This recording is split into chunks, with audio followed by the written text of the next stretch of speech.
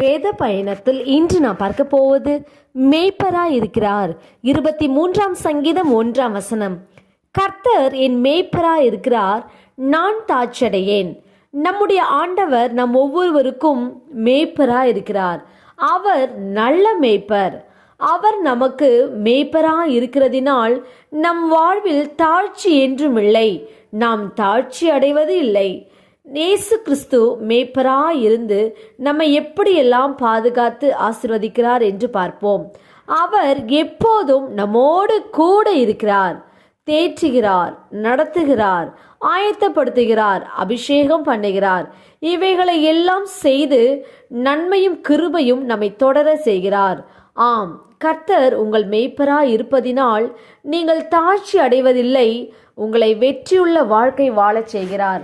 நாம் ஜெபிப்போம். அன்பின் பிதாவை கேட்ட வார்த்தையின்படியே நீர் எங்களுக்கு செய்ப்பது கிருபைக்காய் ஸ்தோத்திரம். இயேசுவின் நாமத்தில் ஆமேன். கர்த்தர் தாமே இந்த வார்த்தைகளை கொண்டு உங்களை ஆசீர்வதிப்பாராக. ஆமேன்.